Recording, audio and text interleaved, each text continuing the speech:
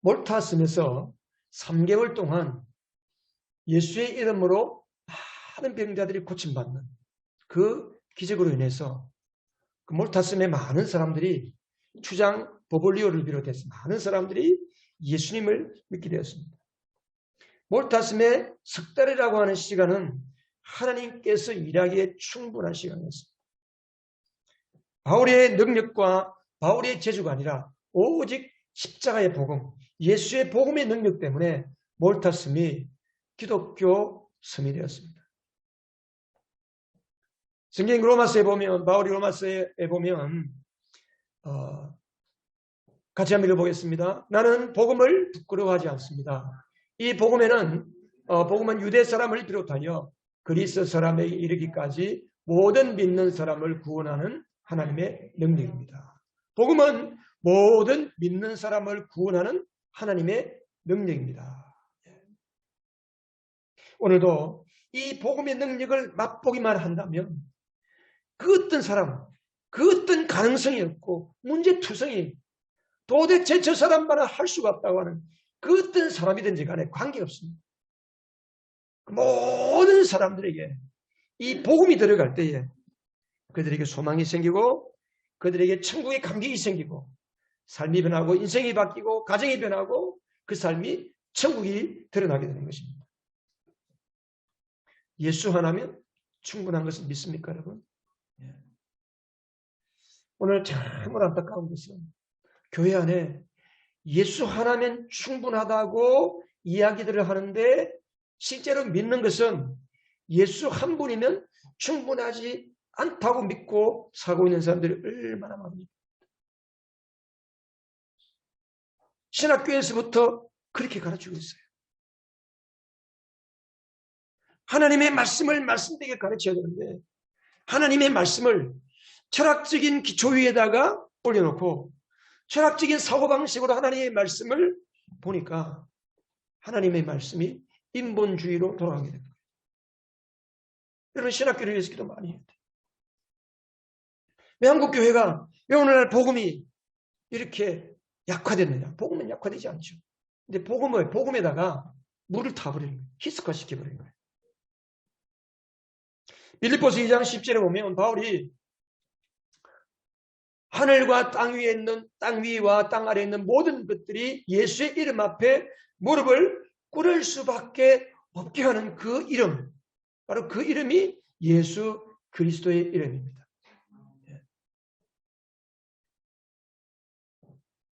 이 땅에 오직 주밖에 없네. 이 땅에 오직 주님밖에 없는 거예요. 주님 외에 구원을 얻을 만한 다른 이름을 우리에게 하나님께서, 창조주 하나님께서 허락하신 일이 없습니다. 그런데 오늘 그토록 많은 사람들이 교회는 다니는데 왜? 천국의 자녀가 되었다고 하는데 하나님의 자녀가 되었다고 하는데 하나님의 자녀의 능력도 특권도 그 삶을 누리지 못하고 살고 있을 거예요. 늘 우리의 삶이 고달프고 힘들고 괴롭고 절망지고 낙심하고 시험에 빠지고 왜 그렇습니까? 복음의 능력을 상실했기 때문에.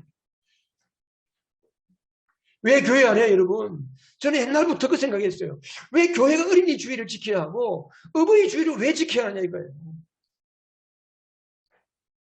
저는 그 점이 물론 저도 어버이 주의를 하고 뭐 어린이 주일날 설교도 하고 했지만 왜 교회가 그것을 지켜야 할까? 왜 세상이 하는 그것을 교회가 따라가야 할까?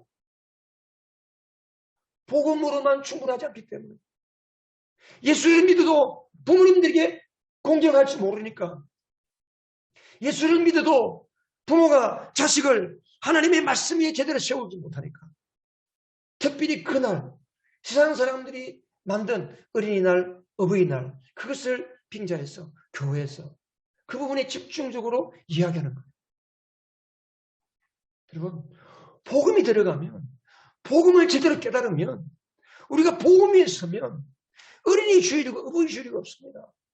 항상 어린이 주일이고 항상 어버이 주일입니다. 할렐루야. 예.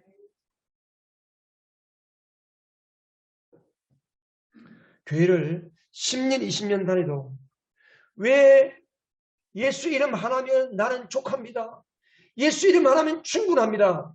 라고 우리가 감히 고백을 못합니까? 너무 억울하지 않습니까?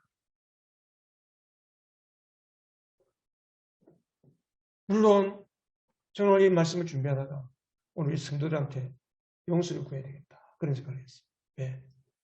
내가 이 복음의 진수를, 복음을 깨닫고 알았지만 이 복음의 이 놀라운 핵심적인 이 복음을 여러분들에게 알아듣도록, 여러분들이 알아듣고 이해하고 믿고 성령으로 거듭날 수 있도록 이 복음을 제대로 전하지 못했구나. 우리 성도들이 복음 안에 서지 못한 것은 전적으로 나의 잘못이구나.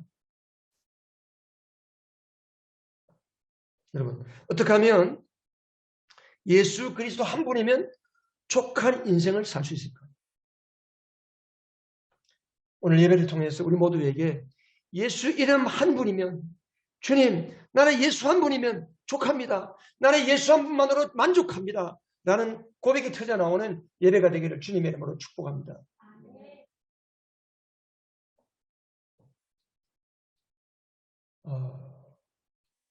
이제 이게 바울의 전도 여행한 이 지중해, 바울이 2차, 2차, 3차 전도 여행, 그리고 로마까지 가는 여행.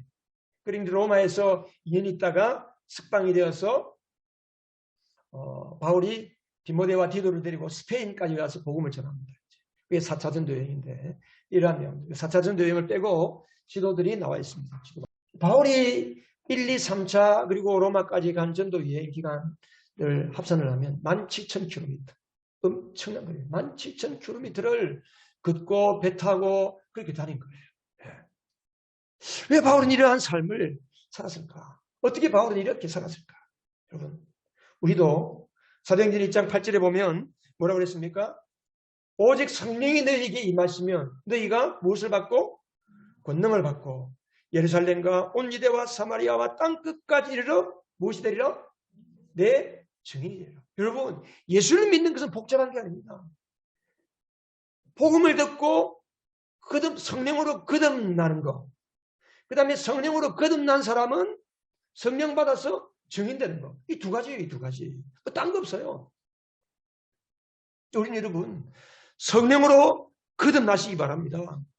성령께서 하나님이 은혜를 주시고 여러분들이 복음을 깨닫고 성령으로 거듭나고 나면 그 다음에 바로 사역자가 되는 거예요.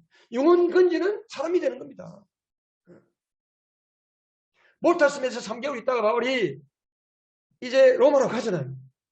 그러면 그 3개월 동안 바울이 뭐 했습니까? 그게 신학교 시험이었습니까? 목사 만들었습니까? 아닙니다. 그냥 주장에게, 보볼리오 주장에게 거기 믿는 사람들이 많이 생겼으니까 그들을 부탁하고 떠나는 거예요. 그럼 누가 일하시는 거예요? 보볼리오가 일합니까? 아닙니다. 성령이 일하시는 거예요. 예수 믿고 성령으로 거듭나면 우리 안에 성령이 들어오시기 때문에 성령께서 진리의 영이라. 성령께서 예수님의 이야기를 생각나게 하시고 예수님의 기적의 이야기, 예수님의 고난받은 이야기, 예수님의 부활의 이야기들을 생각나게 하고 또 성경을 통해서 그런 것들을 듣고 또 예수를 전하고 이렇게 되는 거예요.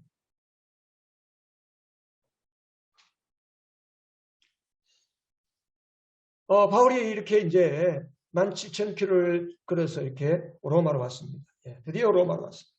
로마로 오는 것은 바울이 고린도에 있을 때부터 에베소에 있을 때부터 계속해서 하나님께서 성령께서 그의 마음속에 꿈을 심어준 거예요. 꿈을. 로마에까지 이 당시에 로마 제국의 수도 전 세계를 통치하는 그 로마에까지 가서 황제에게 앞에 가서 이 복음을 전해야 되겠다. 하나님께서 바울에게 그 꿈을 주신 거예요. 그 꿈에 부탄 거예요. 여러분의 꿈을 따라 살지 말고 하나님의 꿈에 사로잡히시기를 주님의 이름으로 축복합니다. 우리가 하나님의 꿈에 사로잡힐 때에 우리가 어떤 인생이 되든지 간에 행복이 있고 기쁨이 있고 삶의 목적이 선명한 겁니다. 바울이 로마에 도착했습니다. 신도들이 어떻게 알았는지 바울을 찾아왔습니다. 이게 지도를 보면 바울이 그 몰타스에서 이제 배를 타고 3개월 있다가 배를 타고 수라구사에 오죠. 수라구사. 여러분 사도행전 28장 12절에 수라구사에 입항하여 사흘 동안 머물고 그곳에서 다시 삥 돌아서 레기온, 이 레기온까지 가는 거예요. 레기온에 다다랐고 거기에서 하루가 지나서 남풍이 불어왔기 때문에 다시 배를 타고 출발하여 이틀 만에 보디올에 도착. 보디올. 그리고 거기에서 백부장이 이제 드디어 우리가 이탈리아에 왔습니다. 바울 선생님 그동안 참 고생이 많았습니다.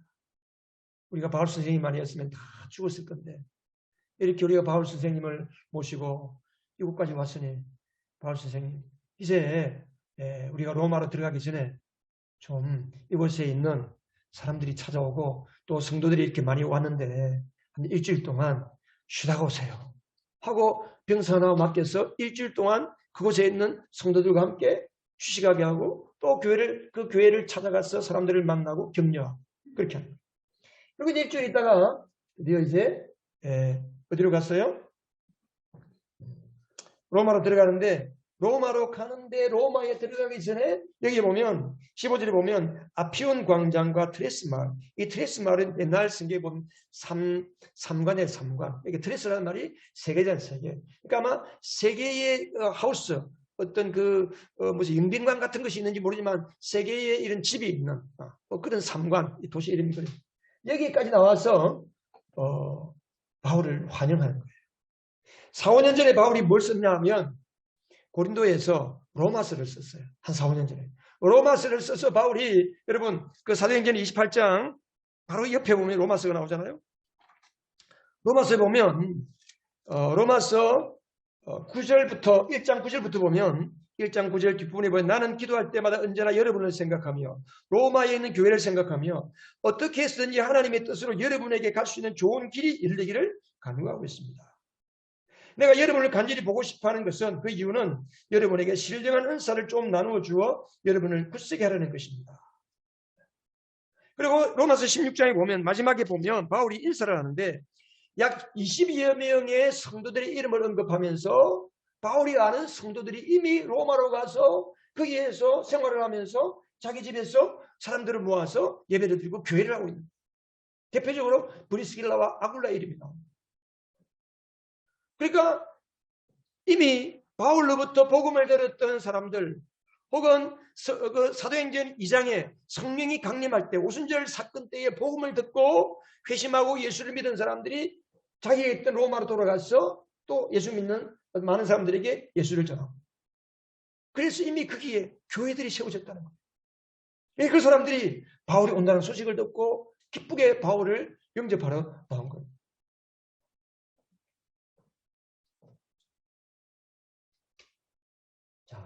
바울이 17절 이하에 보면 유대인 지도자들을 초청을 했습니다. 유대인 지도자들을 왜 초청을 했느냐? 바울에게 지금 바울은 이 로마 황제에게다가 우리 민족을 걸어서 고소를 한 사람이다. 사람들이 그렇게 오해할 수 있기 때문에 유대인 지도자들을 불렀어요. 그래서 내가 왜 사슬에 매여서 황제 앞에까지 왔는지 그걸 설명하는 거예요. 내가 예수 그리스도의 복음, 내가 우리 민족을 걸어서 고소한 거 아니다. 난 아무 죄가 없고 저 예루살렘에 있을 때부터 이스라엘에서부터 총독들에게 재판을 받았는데 아무 죄가 없이 무죄 석방을 하려고 하는데 예루살렘에 있는 유대인들이 나를 결사대를 조직해서 비밀 결사대를 조직해서 나를 죽이려고 하기 때문에 내가 할 수 없어서 로마에 있는 황제에게까지 상소를 했습니다. 그런 이야기를 합니다. 그러면서 내가 20절에 보면 내가 이렇게 사슬에 매여 있는 것은 이스라엘의 소망 때문입니다. 여러분 이스라엘의 소망이 뭡니까?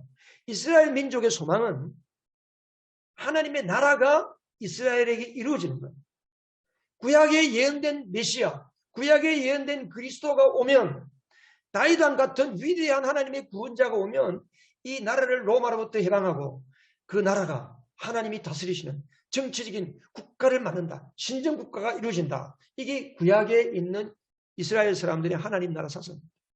하나님이 통치하시는 나라, 메시아가 통치하시는 나라. 그런데 하나님께서는 메시아가 통치하시는 나라가 이 땅에서도 이루어질 뿐 아니라 우리 마음에서부터 이루어지기를 원합니다. 그래서 예수 그리스도를 보내주신 것인데 그래서 그들이 기다리는 메시아가 예수님인데 그들은 예수님을 죽여버렸잖아요. 그래서 바울이 여러분들이 기다리는 그 메시아, 그 이스라엘의 소망 때문에 내가 이렇게 사슬에 매여 있습니다, 지금. 그러니까 그들이 유대인들이 우리가 당신한테 무슨 안 좋은 소문 들은 것도 없고 유대로부터 당신에게 관한 편지를 받은 적도 없습니다. 그러니까 우리가 당신이 가진 생각에 대해서 좀 더 알아보기를 원합니다. 그러면서 바울과 날짜를 정하고 사람들이 오기 시작, 만나기 시작하는 거예요. 그래서 바울이 이제 그들에게 23절에 보면 그 찾아오는 사람들에게 아침부터 23절 중간에 보면 그는 아침부터 저녁까지 그들에게 하나님의 나라를 엄숙히 증언하고 모세의 율법과 예언자들의 말을 가지고 예수에 관하여 그들을 설득하면서 그의 속내, 바울의 속내가 뭡니까? 바울의 의도가 무엇입니까? 바울의 의도는 여러분들이 기다리는 그 그리스도가 바로 30여 년 전에 예루살렘에서 많은 유대인들이 친히 그들의 손으로 죽였던 예수가 여러분이 기다리는 메시아입니다. 그것을 모세의 이야기와 예언자들의 이야기와 시편과 구약 성경의 예언들을 쫙 풀어서 설명을 하면서 그 예수가 바로 여러분들이 기다리는 메시아라는 것을 증거하는 거예요. 복음을 전하는 거예요. 이게 바울의 의도가 복음이잖아요. 복음을 전하는 거예요. 로마서 1장에 뭐라 했어요? 내가 너희들이 간절히 보고 싶어하는 것은 우선 신령한 은사를 나누어 주어서 하나님의 아름다운 선물, 복음의 선물을 나눠주고 싶다. 이 복음은 그리스인들이든지 유대인들이든지 관계없이 이 복음은 모든 믿는 자들에게 구원을 주시는 하나님의 능력이 되기 때문이다. 구원에 대한 능력, 이 복음에 대한 능력, 예수 이름 하나면은 이 세상에 모든 것이 부족함이 없는 그 복음, 그 예수를 여러분들에게도 전하고 싶어서 왔습니다. 그 이야기예요, 지금.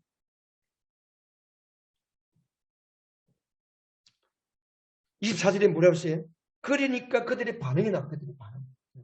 그들의 반응이 뭡니까? 들어는 예수의 그 바울의 말을 받아들이고 믿는 사람이 있는가 하면 들어는 너 아니다, 못 믿는다, 우리 그거 아니다 라고 튕겨져 나가는 사람들이 있는 거예요. 이렇게 견해가 서로 다른 거예요. 그럴 때 바울이 뭐라고 이야기합니까? 25절에 바울이 자기의 안타까운 마음, 사도행전에서 바울이 이때까지 전도 여행을 다니면서 계속해서 유대인들을 보면서 안타깝게 여긴 마음, 동시에 예수님께서 이 땅에 오셔서 유대인들을 바라보면서 바리새인과 서기관들을 바라보면서 그 마음에 불타는 마음, 안타까운 마음, 동시에 선지자들, 구약에 있었던 예언자들의 마음, 하나님의 마음, 그 마음을 표현하는 거예요. 그 마음이 뭡니까? 26절에 보면 이사야의 예언의 말씀을 인용해서 26절, 이 백성에 가서 말하여라. 하나님께서 이사야에게 네 백성에 가서 말해라. 너희가 듣기는 들어도 깨닫지 못하고 보기는 보아도 알지 못하고. 왜 그러냐? 이 백성이 마음이 무뎌지고 귀가 먹고 눈이 감겨 있다. 왜냐? 내가 그렇게 만들었다. 하나님께서 그들이 회개하고 돌아와서 구원을 받을까 봐 그들에게 눈을 감기게 하고 귀가 막히겠다는 거예요. 왜 하나님께서 그렇게 하실까요? 아니, 구원을 받게 하는 것이 하나님의 마음인데 어째서 유대인들에게 그들의 귀가 닫히고 마음이 닫히고 눈이 감겨서 들어도 깨닫지 못하고 보아도 알지 못하게 하셨을까요? 하나님께서. 왜 그랬을까요?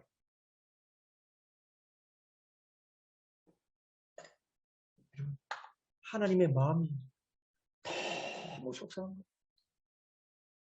모세가 출애굽한 이후로 그들이 출애굽한 이후 그날부터 시작해서 이때까지 예수님이 오시고 바울이 복음을 전하는 그때까지 유대인들은 하나님의 마음을 흡입하고 쑤시고 찌르고 하나님의 말씀이라면 모조리 거역하는 그 완고하고 악한 고집이 그들 속에 있었던 거예요. 여러분, 이스라엘 백성이 모세로부터 출애굽해서 나와서 그들이 홍해를 건너고 만나를 먹고 얼마나 놀랍습니까? 하나님을 찬양했는데 돌아서서 뭐 했어요? 하나님을 원망하고 모세를 원망하고 모세에게 돌을 던져 죽이려고 하고. 왜 그랬어요? 하나님을 믿지 않는 거예요.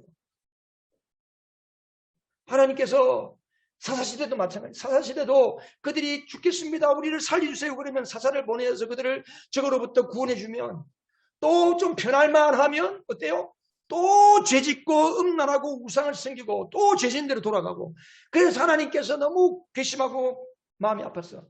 또 이방 나라들을 통해서 그들을 치면 또 하나님 앞에 두 손 들고 죽겠습니다.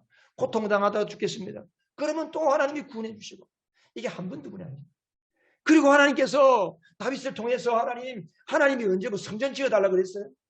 내가 있고 싶은 성전을 지어달라고 말도 안 했어. 그런데 다윗이 하나님이 그 하실 성전을 짓고 싶은 마음이 생겼다고 하나님 앞에 이야기해요. 그러니까 하나님께서 뭐라 했어요? 내가 언제 너에게 성전 지어달라고 그랬냐? 하지만 네 마음이 기특하구나. 그러면서 성전 짓기를 허락했어요. 성전을 지었으면 하나님께 예배를 잘 드리고 하나님을 잘 섬겨야 되잖아요. 그게 아니에요. 어떻게 됐어요? 여러분, 왜 이스라엘 나라가 성전이 다 파괴됐습니까? 예수님께서 돌 위에 돌 하나도 첨 놓이지 않고 이 성전이 다 부서질 것이다.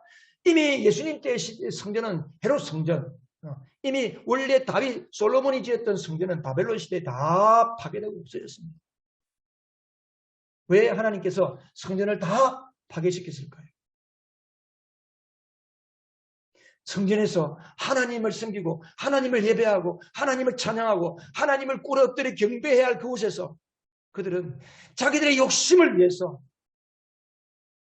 우상의 모습을 갖다 놓고 그 하나님의 성전에서 창녀들을 데려다가 음란한 짓을 하고, 심지어 그 하나님의 성전에 남창이 있어. 남창. 요즘 말로 말하면 그 무슨 뭐 있잖아, 여자들만 가고 뭐 하는 그런 짓거리들을 하나님의 성전에 생겼다는 거예요. 왜 그랬습니까? 자기들의 욕심 따라 살기 위해서, 이 땅에 복받기 위해서 하나님을 섬기는데 바알과 아세라를 섬기는 것처럼, 바알이 자기들의 하나님인 것처럼 그렇게 섬겼어요. 여러분, 예수 믿고 복 받기 위해서 예수 믿는 사람, 그 가짜예요, 가짜. 성경 그것을 이야기하잖아요. 우리가 예수 믿고 이 땅에 여러분들이 바라는 복은 이미 하나님이 다 주셨어요. 그것은 우리가 믿음으로 살지 못하니까 그 복을 못 누리는 거예요. 하나님께서 그릇이 안 되니까 안 주시는 거지. 우리가 하나님의 복음을 깨닫고 내가 영원 구원하는 삶의 날을 드리면 하나님께서 필요하면 시간 주시고, 필요하면 지혜 주시고, 하나님 필요하면 물질 주시고, 필요하면 건강 주시고, 다 주시는 거예요. 그러니까 이스라엘 백성들이 그렇게 하나님의 마음을 아프게 하고, 그래서 하나님이 참고 참다가 안 되니까 성전을 다 파괴시켜버리고, 그리고 그들을 또 마음이 아픈 거예요. 너무 괴로운 거예요. 그래서 이제는 드디어 때가 차서 드디어 하나님의 아들, 하나님 당신이 사람의 몸을 입고 오신 예수 그리스도가 이 땅에 오셔서 이스라엘 백성들을 구원하려고 이 땅에 왔는데, 복음을 선포했는데 그들이 예수님을 십자가에 죽여버렸잖아요. 이 바울이 그 아버지의 마음을 이야기합니다. 그래서 이제는 이제 너희들 진절머리가 나다. 너희들 내게로 올까봐 두렵다. 내가 너희들을 구원하지 않겠다. 대신에 그 복음이 어디로 갔어요? 28절에 그러므로 여러분은 하나님의 이 구원의 소식이 이방 사람에게 전파되었음을 알아야 합니다. 바울이 보면 로마서 11장 8절 이하에 보면 하나님이 이스라엘 자기 백성을 질투하게 만들려고 유대인에게 복음이 들어가고 유대인에게서부터 예수님이 나오고 유대인에게서부터 복음이 시작되는데 그 복음을 이방 사람들에게 돌려버린 거예요. 그래서 유대인들이 시기하고 질투하게 해서 하나님께 돌이키게 합니다.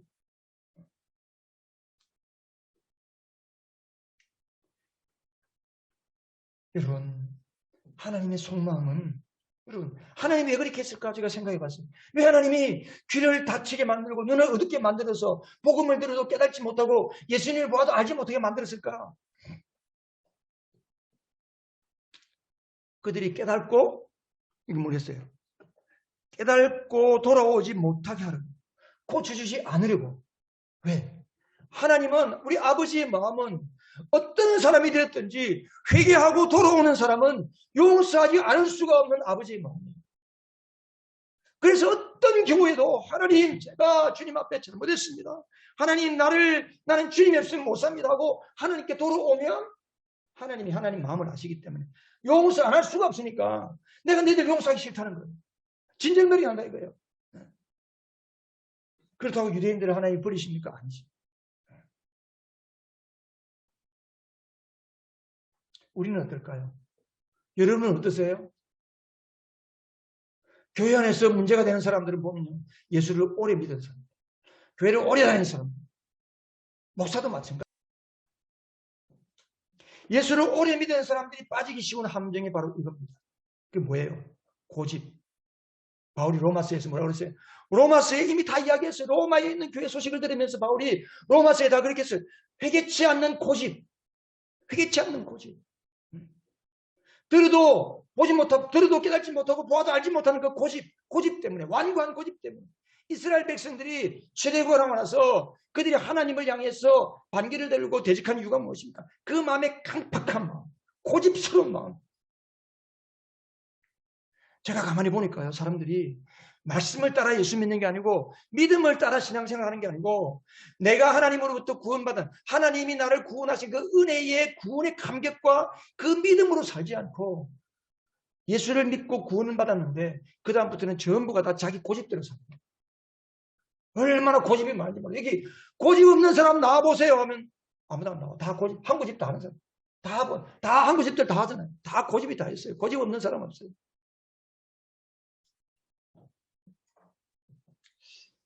왜 우리가 예수를 오래 믿을수록 하나님이 기뻐하고 하나님이 좋아하시고 나 예수를 믿으면 믿을수록 주님이 정말 좋고 주님 때문에 기뻐하고 주님 때문에 춤을 추고 찬양하고 그래야 되는데 예수를 오래 믿으면 오래 믿을수록 교회 가기 싫고 말씀 따라 사는 것이 귀찮고 성경 읽는 것이 거북하고 기도하면 목사님 또 무슨 기도회를 만들어서 스트레스를 주나 그러고 왜 그렇게 될까요? 왜 그럴까요?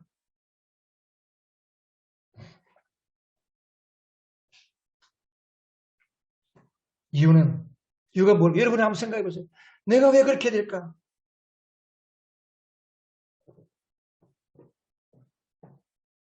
자기 고집에 사로잡히니까. 복음을 못 깨닫기 때문이니까. 복음을 깨닫고 예수를 영접하고 거듭난 사람조차도 구원의 감격이 다 상실되고 왜? 자기 고집 따라 사니까. 여러분, 우리가 살아가는 예수 믿는 사람들이 살아가는 삶의 원동력은 딱 한 가지입니다. 딱 한 가지. 나를 구원하신 그 하나님의 은혜에 대한 감격과 감사 이거 한 가지면 충분합니다.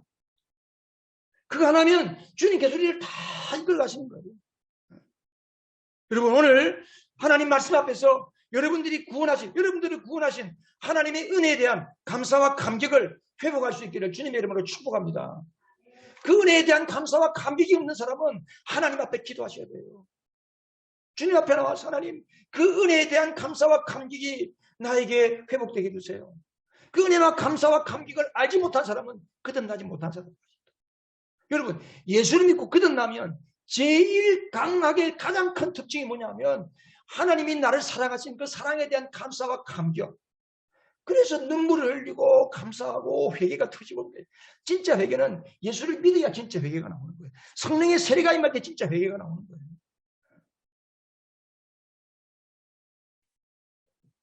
한번 따라하십시다. 예수 이름 하나면 충분합니다.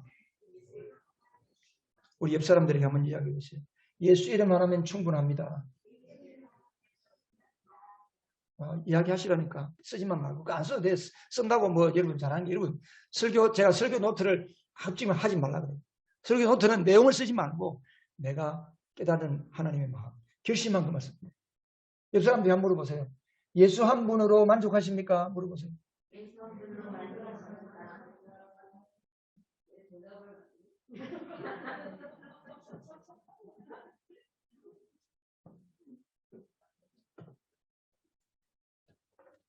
대답한다고 만족하는 사람도 아니고 안 한다고 만족하는 사람도 아닙니다. 여러분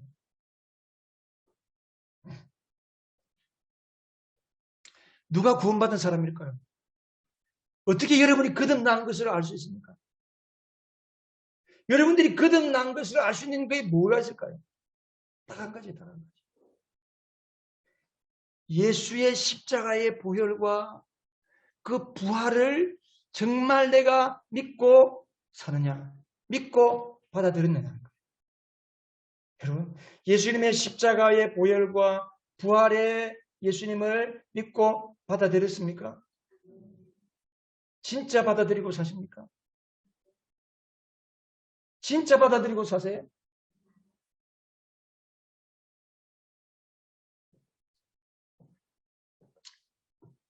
여러분, 예수 이름 하나면 충분합니다. 이 세상 그 어떤 악한 사람, 구제불능의 사람조차도 예수의 십자가 복음을 깨달으면 그 앞에서 꼬꾸라질 수밖에 없는 거예요. 그런데 오늘날 복음을 너무나도 윤리적으로, 종교적으로 만들어버렸어요.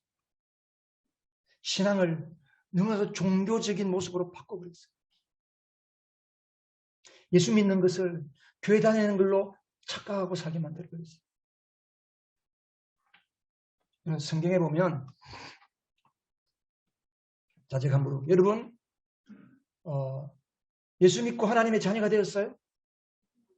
예수 믿고 십자가의 복음을 받아들이고 부활의 복음을 받아들여서 예수 믿고 하나님의 자녀가 되었는 것을 믿습니까?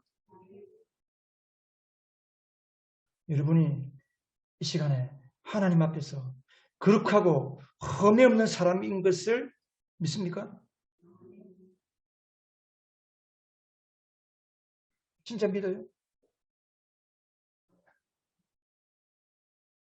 머리는 믿는데 마음이 안 믿어져요.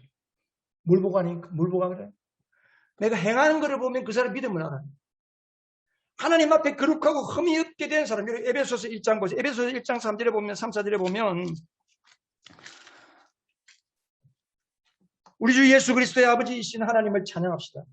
하나님께서는 그리스도 안에서 하늘에 속한 모든 온갖 신령한 복을 우리에게 다 주셨습니다. 하나님은 하늘에 있는 모든 복을 예수 믿는 십자가와 복음을 믿는 사람에게 다 주셨다는 거예요.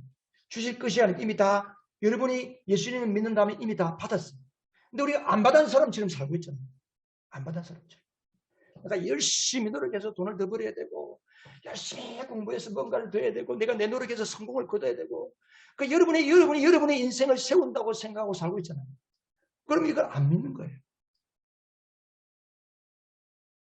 사절에 보면 하나님은 창조 전에 그리스도 안에서 우리를 택하시고 사랑해 주셔서 하나님 앞에서 거룩하고 흠이 없는 사람이 되게 하셨습니다. 되게 하실 것이 아니고 이미 하나님은 천지 만물을 지으시기 전부터 예수를 믿는 사람은 하나님 앞에서 거룩하고 흠이 없는 사람이 되게 하려고 다 계획을 완성해 놨어요. 그래서 예수 안에 들어오면 하나님은 거룩하고 흠이 없는 사람이 만들어주신 거예요. 여러분, 무엇로 그렇게 되었습니까? 우리가 무엇으로 하나님 앞에 거룩하고 흠이 없는 사람이 되었어요? 교회 열심히 다녀서? 성경 많이 읽어서? 기도 많이 해서? 아닙니다. 예수의 십자가의 보혈 때문에 우리가 하나님 앞에서 거룩하고 흠이 없이 깨끗하게 된 사람인 줄 믿습니다. 이게 복음, 이게 복음. 그런데 우리가 그 복음을 믿는다고 하면서 실상은 내가 아이고 주님 아직도 저는 죄인입니다. 주여 나의 죄를 용서해 주세요. 내 모습을 보니까 나는 아직도 멀었습니다. 그래서 마치 돌을 닦는 사람처럼 열심히 신앙생활하고 열심히 기도하고 열심히 성경 읽고 그래서 어느 정도 경지에 막 올라가야 되는 것처럼 생각하고 유대인들이 그렇게 예수를 하나님을 믿었다니까요. 자기들 율법을 지켜야지만 하나님의 은혜 수준에 도달하는 줄 알고.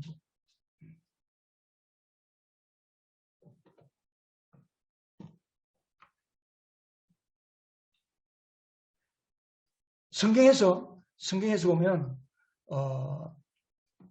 성경 중에서 성경 66권 중에서 그 반지와 같은 부분, 반지. 여러분들이 결혼하면 쓰는 반지 있잖아요. 반지에 해당되는 책에는 그게 뭐냐면 로마서.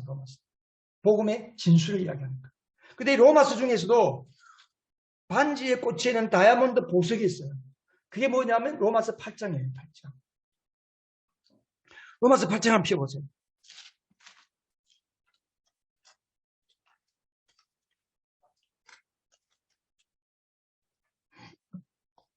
우리가 왜 세번역 성경을 보느냐 하면 개정개혁은 그 문체가 글씨가 옛날 말로 됐어요. 옛날 고어체, 문어체. 근데 세번역은 구어체에 가깝게 썼어요. 그래서 현대인들이 젊은 사람들이 예수를 처음 믿는 사람들이 알기 쉽게 해놨어요.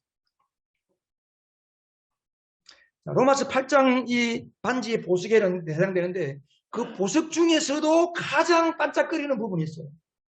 그게 뭐냐면 8장 28절부터 30절입니다.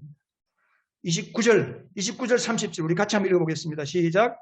하나님께서는 미리 아신 사람들을 택하셔서 자기 아들의 형상과 같은 모습이 되도록 미리 정하셨으니 이것은 그 아들이 많은 형제 가운데서 맏아들이 되게 하시려는 것입니다.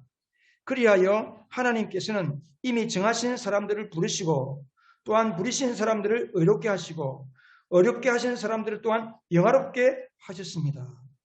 여러분, 우리가 예수님 때문에 우리가 하나님의 아들이 되었는데 하나님의 아들들 가운데에 예수님이 우리의 맏형이 된 거예요. 맏아들인 거예요. 우리는 그의 동생들입니다. 쉽게 말하면. 하나님의 가족이 된 거예요. 그뿐이 아니라 그렇게 해서 하나님께서 미리 이미 다 정해놓으셨는데 뭐냐면 하나님께서 예수 안에 들어오는 모든 사람들은 다 예수 믿고 구원받고 하나님의 자녀 되기로 언제 정하셨다고요? 창세전에 하나님이 선택하시고 예정해 놓았어요. 이거를 장로교에서는 이상하게 해석해가지고 예수를 믿을 사람 안 믿을 사람 하나님이 창세전부터 정해 놓아가지고 전도할 필요도 없다. 옛날에는 그렇게 했어요. 요즘은 그렇게 하는 장로교가 거의 없지만 이 예정의 교리가 너무 잘못된 거예요. 성경을 잘못 보니까. 로마서 8장도 마찬가지예요. 이 30절에 보면 하나님께서 부르시고 우리를 예수 믿도록 여러분 하나님이 부르지 아니하면 우리가 하나님 앞에 올 수가 없다 그랬어요. 예수님께서. 여러분들이 이 자리에 앉아 계시고 예수를 믿고 하나님의 자녀가 된 것은 하나님이 불렀기 때문에 하나님의 자녀가 된 거예요. 아멘. 여러분 대통령이 초대해도 너무 감격해가지고 목욕하고 머리하고 막 해서 청와대 가는데 하나님이 불렀는데 감격이 없어요. 이 감격이 회복되기를 바랍니다. 예수님이 나를 찍었다니까요. 너는 내 거야 하고 찍었다니까요. 나를 불렀어요. 부르기만 했습니까? 아닙니다. 부르신 사람들을 이렇게 어떻게 하셨어요? 카톡 하셨어요? 부르신 사람들을 어떻게 했다고 그랬어요? 이게 여러분 성경 보세요. 어렵게 과거입니다. 여러분 성경을 보면요. 킹 제임스 버전이라고 하는 성경은 영국의 제임스 왕이 그 헬라어의 단어대로 성경을 영어로 썼어요. 그래서 우리가 킹 제임스 버전을 보면 헬라어 성경의 의미를 쉽게 알 수 있어요. 거기 보면 시제가 있고 다 있잖아요. 그래도 거기 보면 과거가 됐어. 과거. 이미 의롭게 하셨다는 거예요. 하나님이 부르신 자들을 이미 의롭게 하신 거예요. 어떻게 의롭게 하셨어요? 여러분 죄투성이잖아요.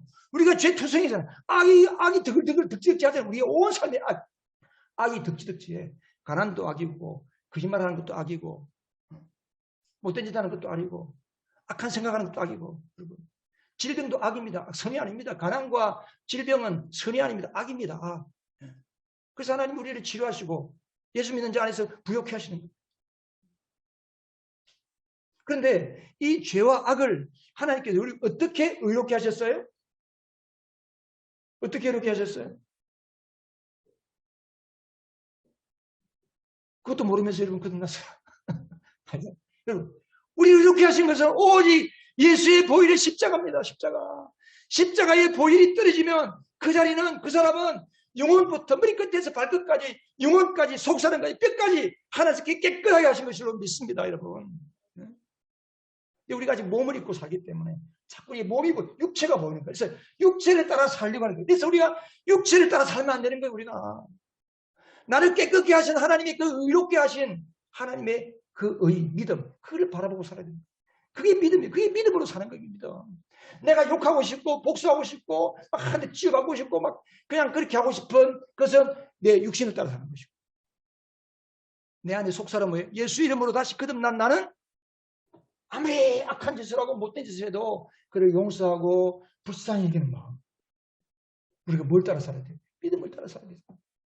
아까 제가 여러분 믿음 따라 살지 않다고 제가 이야기했는데 그 이유가 뭐예요? 여러분 고집대로 살잖아요. 여러분 생각대로 살잖아요. 여러분 막 떠오르는 감정대로 살잖아요. 믿음 물론 그게 이제 하루아침에 다 되는 건 아니겠지만 이게 그래서 우리가 자꾸 믿음으로 살아야 돼요. 믿음으로. 막 남편이 꼴도 보기 싫고 마누라가 꼴도 보기 싫을 때가 있잖아요. 그럴 때 막 이렇게 하는 게 아니고 주님 나는 완전한 사람입니다. 예수 안에서 거룩하고 흠이 없는 사람입니다. 그 마음을 한번 생각해 보세요. 그럼 어떻게 되는지. 그렇게 의롭게 하실 뿐 아니라 또한 하나님께서 어떻게 하셨어요? 어렵게 하신 사람들을 어떻게 하셨다고요? 영화롭게 하셨다. 영화롭게. 신학자들이 이게 안 받아들여지는 거예요. 그래서 신학교에서는 우리의 영화는 언제 되느냐? 주님 앞에 갔을 때에 비로소 사람이 영화롭게 된다고 가르치고 있어요. 오늘날 교회가. 그럼 제가 이단인가요? 성경은 뭐라고 했어요? 과거가 되잖아요. 과거. 나중에 김수관 사람 제가 한번 킹제임스 버전 한번 보여드릴게요. 하나님께서 이미 예수 안에 들어와 있는 사람은 의롭게 하실 뿐 아니라 영화롭게, 사람들이 보면 영광의 빛이 막, 여러분 성화 그림 보면요, 예수님 그림 뒤에 이렇게 동그란 거 있잖아요. 이게 이제 영광의 모습이 영광. 베드로도 그렇고 세인트 성이라고 붙은 성 바울, 성 베드로, 그런 사람들만 이 뒤에 영광인 줄 아세요? 아닙니다, 여러분. 예수를 믿는 모든 사람들이 성도, 거룩하게 된 무리, 여러분 뒤에도 하나님의 영광이 있다는 사실을 기억하시기 바랍니다. 우리는 하나님이 영화롭게 한 사람들이에요. 그러니까 우리가 세상에 찌질이한 그 붙잡고 그걸 위해서 아닙니다. 여러분, 돈이 여러분의 영광이 아닙니다. 이름 석자가 유명하게 되는 그 인기 올라가는 그게 영광이 아닙니다. 예수의 이름이면 충분히 우리는 영광스러운 사람이 된 것입니다. 안 믿어지죠, 이게. 내가 보이니까. 근데 성경이 그렇다고. 믿으면 여러분, 성경이 그렇다면 그런 줄 믿어야 돼요.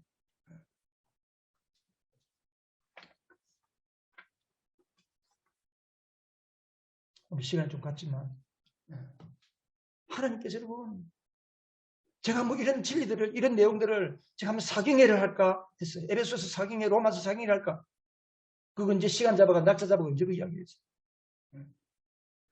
로마서 8장도 보면 말씀 읽을 때 요새 하나님께서 이렇게 말씀이 막 깨달아지게 하는 거예요. 복음이 막 깨달아지게 하는 거예요. 너무 여러분에게 죄송한 거예요. 이 십자가의 복음을, 진술을 제대로 알려줘야 되는데 바울 안에 불탔던 그 로마를 향한 불타는 마음이 이 마음이었을까? 아니 그런 생각이 들어요. 우리가 거듭난 증거는 십자가의 보혈의 능력을 믿고 사느냐는 거예요. 십자가의 보혈을 믿고 사는 사람은 거듭난 사람이에요. 머리는 아는데 아직 거듭나지 못한 사람이 너무 많은 거예요. 교회 안에. 바울이 31절에 보면 바울이 2년 동안 뭐 했어요? 2년 동안 오는 사람들을 다 맞아들이면서 하나님의 나라와 예수님의 이야기를 전했다고 했어요. 자기가 셋집을 얻어놓고 이때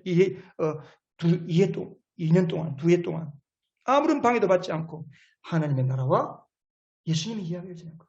하나님의 나라, 제가 말씀드렸죠. 하나님은 예수님이 하나님의 나라의 왕이세요. 예수님이 하나님의 나라세요. 예수의 십자가와 부활의 복음을 받아들이고 예수님을 받아들이는 사람은 우리 마음에 하나님의 나라가 이미 이루어진 것입니다. 여기에 있고 저기 있다가 아니라 너희 마음속에 있다고 주님이 말씀했습니다. 어떻게? 예수님을 영접하면 하나님의 나라가 내 마음에 임하는 거예요. 그러나 그 나라는 아직 완성이 안 돼서. 왜? 이 땅에 살기 때문에. 하나님이 다스리시는 나라. 이게 천국의 백성, 하나님의 나라의 시민. 또 한 가지 더. 그게 뭡니까? 그리스도에 대한 이야기, 일들.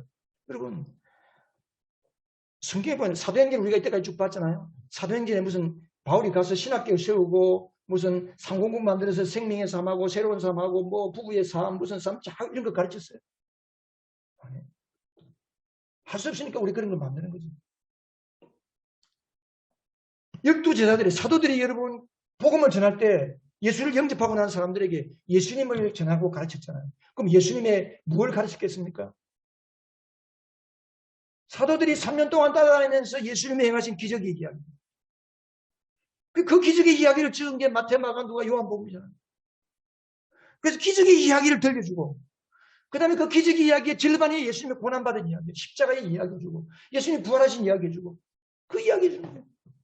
그러면 사람들이 그 이야기를 듣다가 안 믿는 사람들이 그 이야기를 듣고 그렇구나. 그분이 바로 우리의 메시아구나. 그분만 믿으면 내 인생에 희망이 있고 소망이 있겠네. 그리고 그 이야기를 듣고 예수를 믿는 거예요. 성령이 역사하는 거예요. 여러분, 로마서는 미완성으로 끝냈습니다. 바울이 마지막 인사가 없습니다. 누가가 마지막 인사가 없습니다. 그냥 이게 보면 바울이 의사 누가가 뭐라고 기록했어요?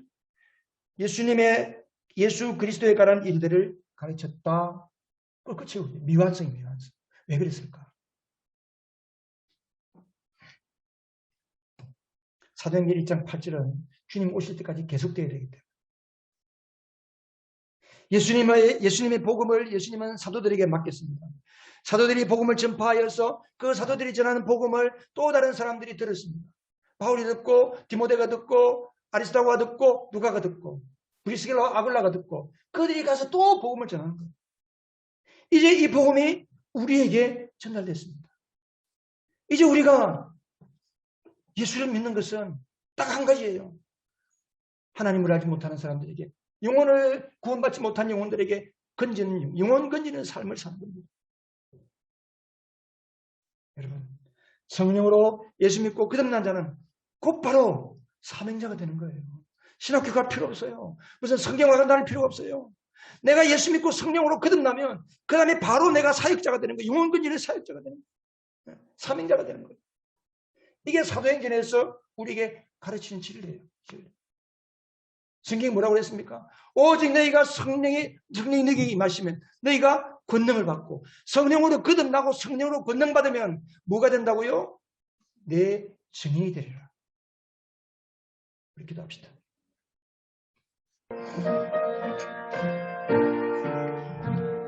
죄에서 자유를 얻게 함 내 능력 주의 보혈 시험을 이기는 승리되리 참 놀라운 능력이로다. 주의 보혈 능력이 또다. 주의 피 믿어 주의 보혈 그 어린 양의 매우 귀중한 피로다. 육체의 정욕을 이기림은 보혈의 능력 주의 보혈 정결한 마음을 얻게 하니 참 놀라운 능력이로다. 주의 보혈 능력이 또다. 주의 피 믿어 주의 보혈 그 어린 양의 매우 귀중한 피로다. 눈보다 더 희게 맑히는 것 보혈의 능력 주의 보혈 부정한 모든 것 밝히시니 참 놀라운 능력이로다. 주의 보혈 능력이 또다. 주의 피 믿어 주의 보혈 그 어린 양의 매우 귀중한 피로다. 구주의 복음을 전할지만 보혈의 능력 주의 보혈 날마다 나에게 찬송 주니 참 놀라운 능력이로다. 주의 보혈 능력이 또다. 주의 피 믿어 주의 보혈 그 어린 양의 매우 귀중한 피로다. 아멘. 이제 주님 주신 평안을 안고 여러분의 삶의 현장으로 돌아가십시오. 선한 일에 용기를 내며 악을 악으로 갚지 마십시오. 연약한 자를 돌아보며 병든 자를 찾아보고 곤란당하는 이웃을 위로하십시오. 모든 사람을 존경함으로 대하고 주님을 사랑하며 내 안에 거하시는 그리스도를 의지하고 살아가십시오. 모든 일을 믿음과 사랑으로 행하며 어떤 일에도 소망을 포기하지 마십시오.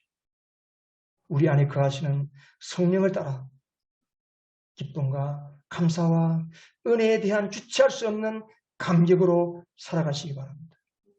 하나님 우리 아버지는 항상 우리 곁에서 우리를 힘주시고 도와주실 것입니다.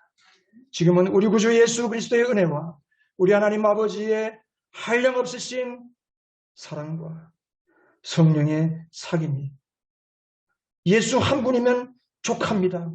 이 은혜의 감격 속에 살아가기를 소원하고 이미 그렇게 된 줄로 믿고 주님 앞에 주신 귀한 증인의 삶을 살아가는 우리 가운데 이제로부터 영원토록 함께 하시기를 간절히 축원하옵나이다. 아멘.